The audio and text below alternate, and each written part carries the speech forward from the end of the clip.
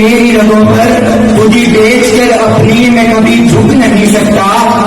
کہ چلتا ہے خنجر تو چلے میری رگوں پر خودی بیچ کر اپنی کبھی میں جھک نہیں سکتا۔ مٹنے کو تو یہ دنیا بھی مٹ سکتی ہے لیکن مٹنے کو تو یہ دنیا بھی مٹ سکتی ہے لیکن تاریخ کے اوراق سے کبھی میں مٹ نہیں سکتا۔ معزز خواجہ اکرام اور میرے ہم مطلب ساتھیوں، السلام علیکم۔ آج اس خاص دن کی مناسبت پر میں آپ لوگوں سے جس بارے میں گفتگو کرنا چاہتا ہوں وہ موضوع یہ ہے کہ یہ آزادی والے تو حالات نہیں۔ صدر علی وقار، جب میں کبھی تاریخ پاکستان کا مطالعہ کرتا ہوں، جب میں لائبریری میں پڑھی گردو غبار سے بھری کتابوں کو کھولتا ہوں تو میں پرانے وقتوں میں کھو کر یہ محسوس کرتا ہوں کہ جس وقت یہ پاکستان ظلم و جبر کے شکنجوں کو توڑتا ہوا دنیا کے نقشوں پر ابھرا تھا تو بہت سے مخالفین کہہ رہے تھے کہ یہ چند ماہ سال سے زیادہ ٹک نہ پائے گا اور دنیا کے نقشے سے مٹ جائے گا۔ سوچ یہ ہے کہ ہم لوگ اس ملک کو سنبھال نہیں پائے، ہم اس کا مستقبل نہیں بنا پائے۔ صدر اعلی وقار، ایک طرف اقلیتوں کی عیاشیاں ہیں اور دوسری طرف عوام کی خودکشیوں کے قصے۔ جس باپ نے اپنے ہی اولاد کو، اپنے ہی بیٹے، اپنے ہی بیٹیوں کو ناانصافی، غربت اور بے روزگاری کی وجہ سے قتل کر کے دریائے راوی میں پھینک دیا، صدر اعلی وقار آپ بتائیے کیا اس باپ کے لیے گنگا، یمنا اور دریائے راوی میں کوئی فرق رہ گیا؟ یہ ہر طرح سے ہونے والی ناانصافیاں آج ہمارے پاکستان میں پہلے نمبر پر ہے۔ ہمارے پاکستان میں ہر طرح سے امیر غریب پر ناانصافی کر رہا ہے، امیر غریب کے ساتھ ناانصافی کر رہا ہے، یہ ہم کہتے ہیں، لیکن مجھے امیروں سے شکوہ نہیں ہے، مجھے غریبوں سے شکوہ ہے کہ تمہیں اپنا حق لینا نہیں آتا، مجھے غریبوں سے شکوہ ہے کہ تم اپنا حق لینا نہیں جانتے، مجھے غریبوں سے شکوہ ہے کہ تم انصاف لینا نہیں جانتے۔ تمہیں تو اس قابل ہونا چاہیے کہ تم اپنا حق اپنے منہ سے کسی بھی جگہ پر کھڑے ہو کر اپنے آزاد وطن میں مانگ سکو۔ وہ کسی شاعر نے کیا خوب کہا ہے کہ جتنے غریب تن ہیں لباسوں سے دور دور، جتنے غریب تن ہیں لباسوں سے دور دور، اتنی ہی چادریں میں مزاروں سے چھین لوں، جتنے غریب گھر ہیں اجالوں سے دور دور، اتنی ہی روشنی میں ستاروں سے چھین لوں، اور چھین لیتے ہیں حق دوسروں کا یہاں،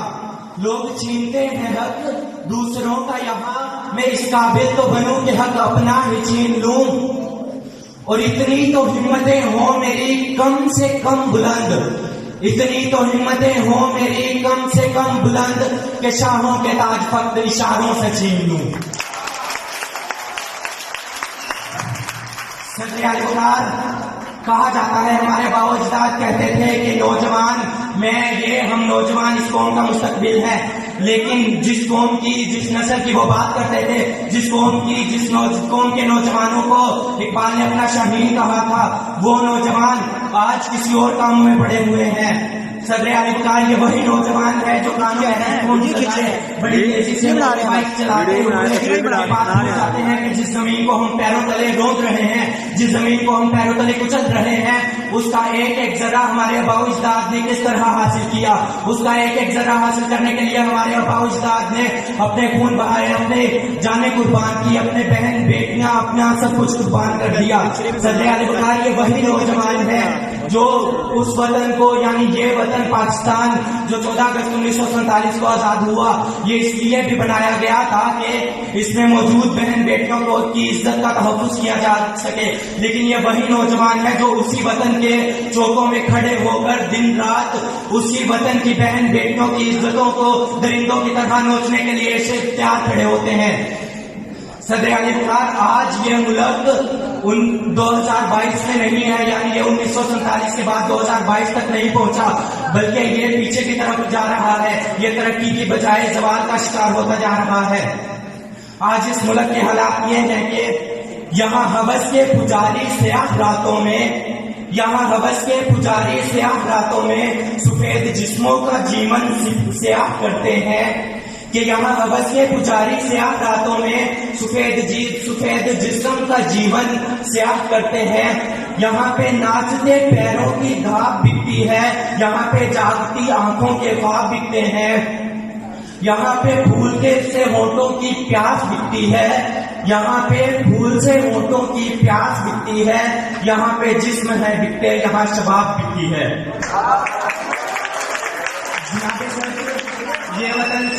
یہ وطن صرف اس لیے آزاد نہیں ہوا تھا کہ ہم بس نماز پڑھ کر اپنی کمی پوری کر دیں، یا پھر اس لیے آزاد نہیں ہوا تھا کہ یہاں پر مسلمان جو مرضی کام کرے صرف قرآن مجید پڑھے۔ نہیں جناب صدر، یہ وطن تو اس لیے آزاد کیا گیا تھا کہ اس وطن میں رہنے والے لوگ میرے نبی کے نقش قدم پر چل سکیں۔ یہ وطن اس لیے آزاد کیا گیا تھا کہ اس وطن میں حضرت عمر فاروق رضی اللہ عنہ کے بنائے گئے قانون کو نافذ کیا جا سکے، یہاں کسی کے ساتھ ناانصافی نہ ہو سکے۔ لیکن آج جگہ جگہ پر مسجدیں ہیں، لیکن ان مسجدوں میں 3 یا 4 سے زیادہ لوگ نہیں پائے جاتے نماز پڑھنے والے۔ جناب صدر، ہم سوال کا شکار ہو رہے ہیں۔ ہم وہ 1947 میں جن امیدوں سے آزاد کیا گیا پاکستان، جن امیدوں سے آزاد کیا گیا تھا، وہ تو ہم نے کوئی امید پر ہم پورے ہی نہیں اترے جناب صدر۔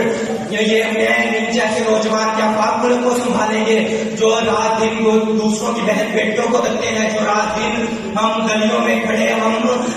14 اگست کے دن، آزادی کے دن اپنے موٹر سائیکلوں کے سلنسر تبدیل کر کر سارے شہروں کے چکر لگاتے ہیں، کیوں؟ اس لیے تاکہ ہم آزاد ہیں۔ آزادی کا یہ مطلب ہے کہ ہمارا جو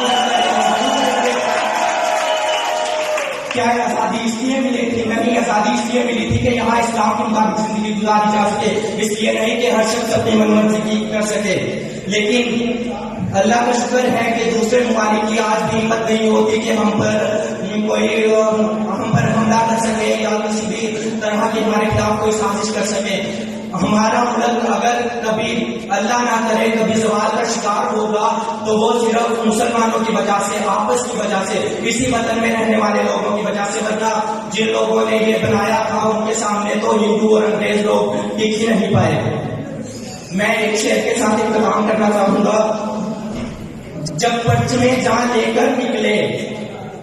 ہم خاک نشیں مقتل مقتل،